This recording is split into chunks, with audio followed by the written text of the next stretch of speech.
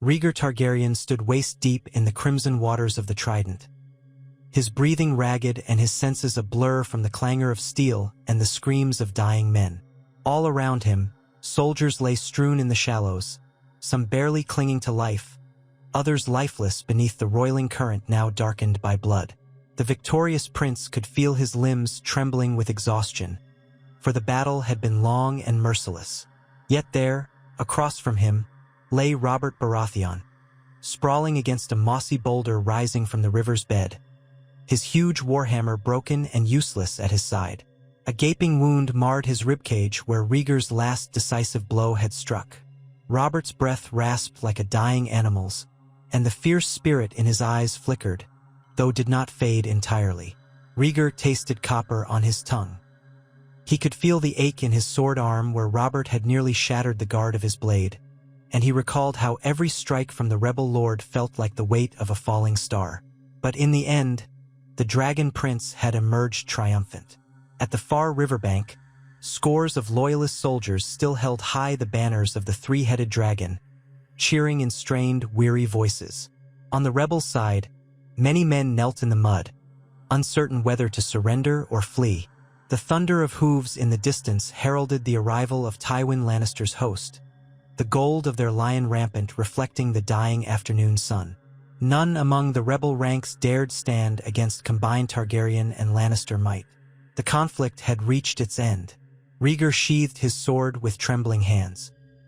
He moved closer to Robert, waves lapping at his thighs, and he watched the once mighty warrior fight for every breath.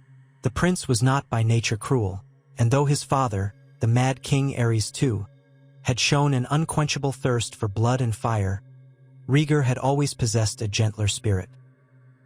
He knelt, letting the cold water ripple around him, and placed a hand on Robert's shoulder.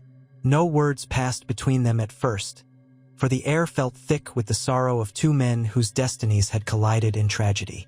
Robert's voice finally broke the silence, choked and raw. You took her," he said, scarcely above a whisper. Rhaegar knew at once he spoke of Lyanna Stark. The rumor that Rhaegar had abducted the she-wolf of Winterfell and forsaken his lawful wife, Elia Martell, had ignited the realm. It had been the catalyst for this entire rebellion. Robert's betrothed stolen away, or so the world believed.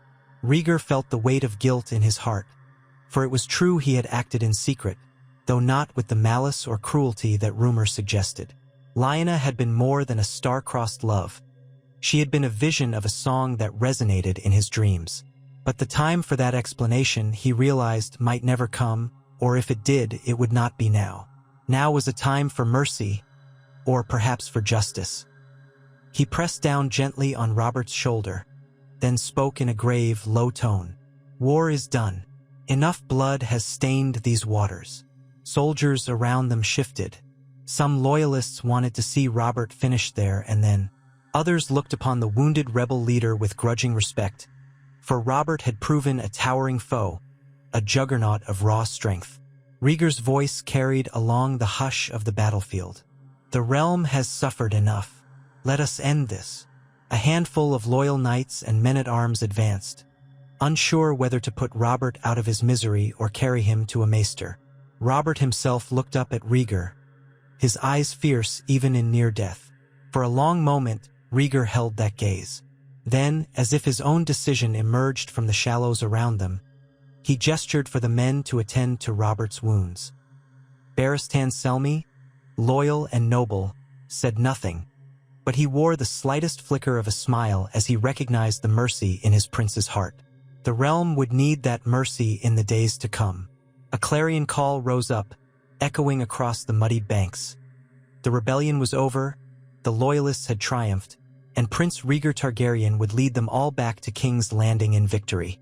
But the ghosts of battle lingered at the Trident. Among the bodies lying in the shallows was the lifeless form of countless rebels, including many who had marched under the banners of the North and the Stormlands out of love for Robert Baratheon, Eddard Stark, and Jon Arryn. Now, fatherless sons and widowless men would await them in the days to come.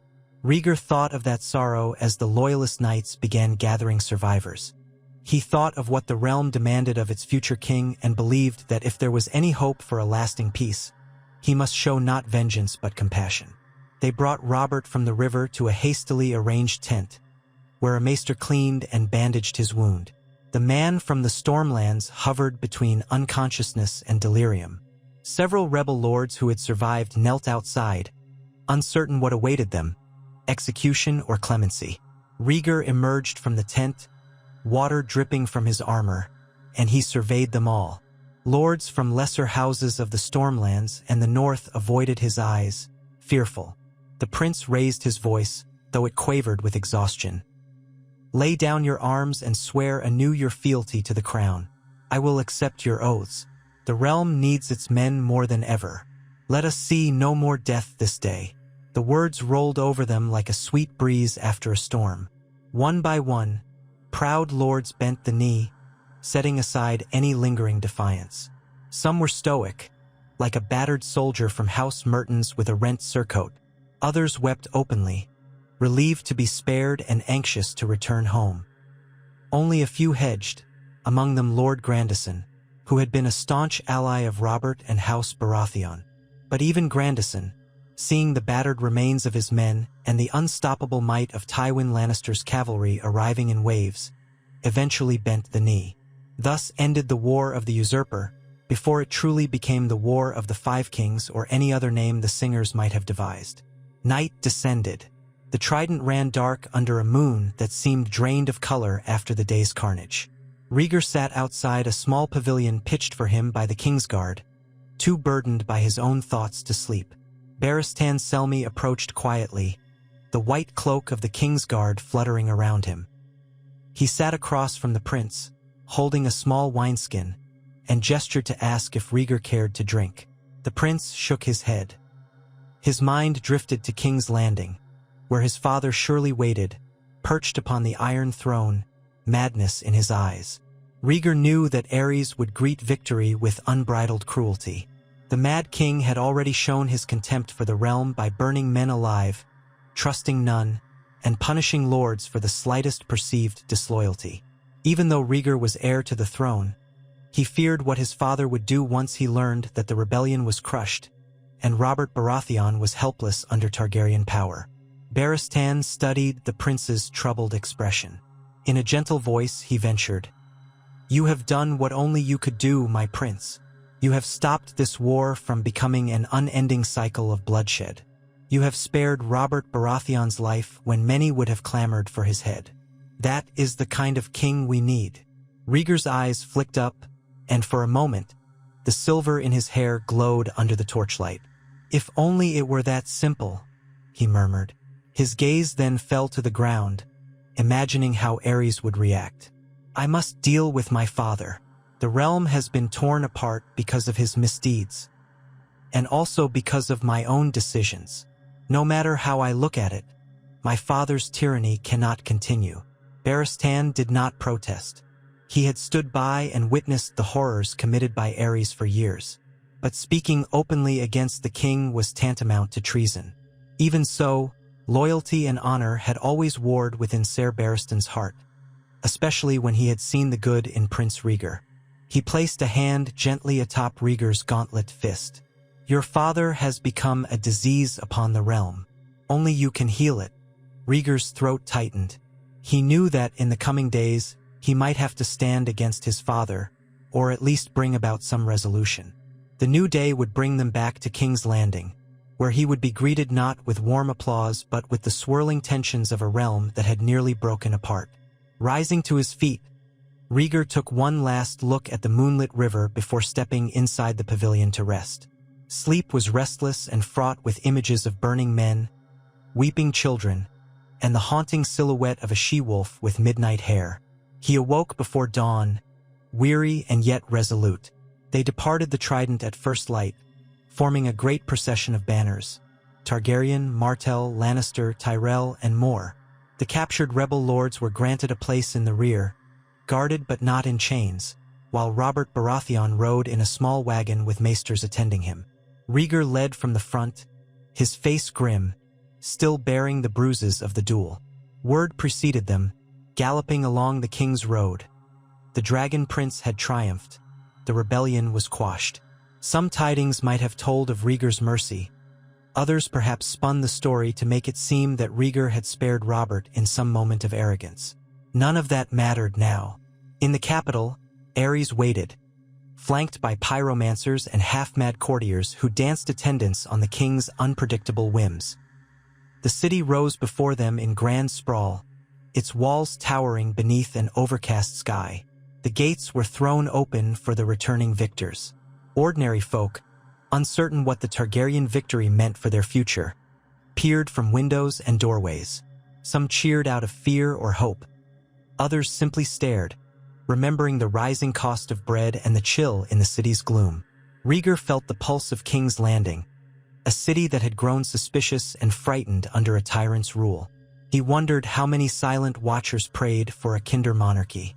The Red Keep loomed at the city's far end, perched upon Aegon's high hill like a mighty sentinel. Its red walls seemed to glow in the bleak daylight. Rhaegar led the loyalists through the streets, feeling their eyes on him, aware that in the depths of Flea Bottom, families struggled to feed themselves, and in the grand manors closer to the keep, the wealthy lords and ladies plotted and gossiped. The realm's divisions were etched into every brick and every dusty road. With the rebellion ended, Rhaegar dared to imagine a different future, one in which the Targaryen name need not provoke dread. The final approach to the Red Keep brought them past the Dragon Pit's ruin. Rhaegar felt a pang in his heart as he passed the fallen dome, remembering how once dragons had soared. Perhaps in that bygone era, Targaryens had a higher calling. Now all that remained were ghosts of what could have been. He spurred his horse onward to the castle gates, where gold-cloaked guards parted to grant them entry. Drums sounded from within. Horns echoed across the courtyard. It was a spectacle orchestrated to welcome home the crown prince, though Rhaegar felt no joy in it. He dismounted and saw, lined up in the yard, the king's court, pyromancers in their dark robes, a scatter of small council members, and courtiers reeking of perfume. Standing above them on a raised platform was King Aerys II Targaryen. His once handsome visage had grown gaunt and worn, his hair and beard a tangle of silver streaked with soiled gray. The madness in his eyes burned bright, and he offered a smile as welcoming as a snake's grin. Rhaegar could feel the tension in the air, an unspoken fear that clutched every soul in the yard. He bowed low, for however monstrous Aerys had become, he was still the king, and Rhaegar was still his son. Aerys gestured for him to rise, and his voice carried with a sharp edge. "My son," he said, "you return victorious, but at what cost? Have you brought me the heads of these traitors?" He licked his lips, eyes flicking with a hungry fire. "I have been waiting, and we have been preparing a welcome, or perhaps a trial." Barristan Selmy and the other Kingsguard held back, expressions concealed behind stoic features. Tywin Lannister stood at the periphery, arms crossed, observing with cold calculation. Rhaegar glanced at him briefly and felt something tighten in his chest. Tywin had once been the hand of the king, and his cunning was legendary. The question remained, would Tywin see advantage in supporting the prince against the Mad King, or would he cling to whichever side offered him more power? Rhaegar dipped his head to Aerys. "Your Grace," he began softly, forcing confidence into his tone. "The rebellion is ended. Robert Baratheon and the rebel lords have bent the knee. I have offered them mercy in your name. They swear fealty anew." Aerys' face twisted, and his laughter echoed through the courtyard. "Mercy?" he hissed. "Mercy for traitors? Is that what they teach young princes now, to coddle the rebellious? I would see them burn? Or do you forget how my enemies must be cleansed by fire?" The pyromancers behind the king smiled, their green-flamed madness dancing in their eyes. Rhaegar felt his stomach lurch, for he knew exactly what that implied. Wildfire. Aerys had used it before or threatened to, and Rhaegar did not doubt he would use it again. Before Rhaegar could reply, Tywin Lannister stepped forward, bowing. "Your Grace, Prince Rhaegar demonstrated the crown's mercy in your stead, ensuring these once rebellious lords live to serve you faithfully. It is wise to temper justice with mercy, for the realm still reels from the wounds of war. With them alive, and indebted to your generosity, your power is multiplied." Tywin spoke with the sycophantic polish of a courtier, but behind the mask lay his own designs. Rhaegar found himself strangely grateful for Tywin's words, even as he mistrusted the Lannisters' motives. For the moment it might calm Aerys. The king seemed to mull it over, his eyes narrowing. Eventually he forced a grin. "Very well, Lord Tywin. Perhaps we shall see if they can prove their loyalty." Then his gaze returned to Rhaegar, and the grin became mocking. "You carried out your mission, Prince Rhaegar. I suppose you think that entitles you to thanks. Well, do not think I do not see how your softness weakens you. But I will give you a chance, one more chance, to demonstrate you are not as weak as your mother." Rhaegar stepped back. The mention of his mother, Queen Rhaella, whom Aerys had tormented, sent a bolt of rage through his heart. She had fled, long ago, to Dragonstone, seeking respite from her husband's cruelty. Aerys had refused to let her remain in King's Landing. Yet Rhaegar's voice remained calm. "I live to serve the realm, father." It was an uneasy arrival. Aerys turned with a swirl of his tattered robes, stalking back into the Red Keep, his pyromancers trailing behind like a gaggle of crows. The king's courtiers hurried after him, some sending anxious glances at the prince. Rhaegar stood in the courtyard for several heartbeats, letting the tension in the air subside. Then he turned to his knights and commanded them to see that the wounded rebels were placed in comfortable quarters under guard. He wished no cruelty or gloating. He made sure maesters tended to Robert Baratheon's grievous wound, for Robert's survival might be critical to ensuring the realm did not splinter into new uprisings. There were still loyal houses in the Stormlands and the North that looked to Robert and Ned Stark, and Rhaegar wanted none of them driven further into rebellion by an act of pointless vengeance. Inside the keep, Eddard Stark paced in a small antechamber, his face drawn as though haunted by ghosts. He had not been present at the Trident's final clash. He had only just arrived after leading his men from the Western Road and learned that Rhaegar was victorious. The news stunned him, for so many of his kin had died believing in Robert's cause. Ned had come too late to see the final blow. Now he had no choice but to negotiate with the prince who, in his eyes, had cost him his sister. When Rhaegar entered, Ned stiffened, looking for all the world like a cornered wolf. Rhaegar approached slowly, removing his armored gloves. For a long moment, he merely studied the man from the north, taking in the lines of grief in Eddard's face. Then, in a quiet voice, he said, "I owe you an apology that words cannot mend. Lyanna's loss pains me as well." The attempt at amends hung in the air. Ned's jaw clenched. "Then where is she?" he demanded, voice tight.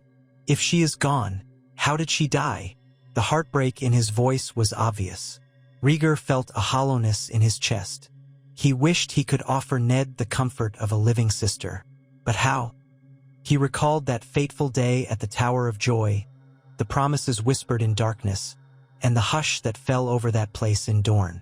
Lyanna had loved Robert not at all, if she was to be believed, but her sense of honor and loyalty to her family had weighed heavily upon her.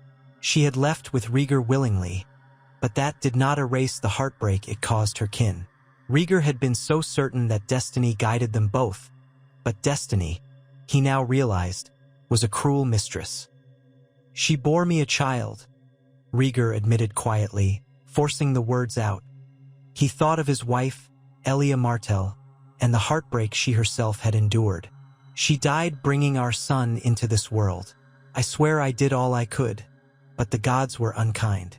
I have the boy protected somewhere safe, for I fear how my father might react if he learns of him. And I fear the realm will see him as an insult to my wife or an abomination. I know the cost of what I have done, but if you blame me for your sister's fate, I cannot fault you." Ned's eyes glistened, though his expression remained rigid. His voice quavered when he spoke. "My father and brother were burned alive by the king you serve. My sister is dead. My friend Robert is lying in bed with a grievous wound, all because of love or prophecy or whatever reasons you had. Forgive me, Prince Rhaegar, if my heart is hardened." Rhaegar bowed his head. I do not seek your forgiveness for myself, but the realm cannot endure further destruction. If we continue fighting, countless others will lose fathers and brothers and sisters. We must find a way forward.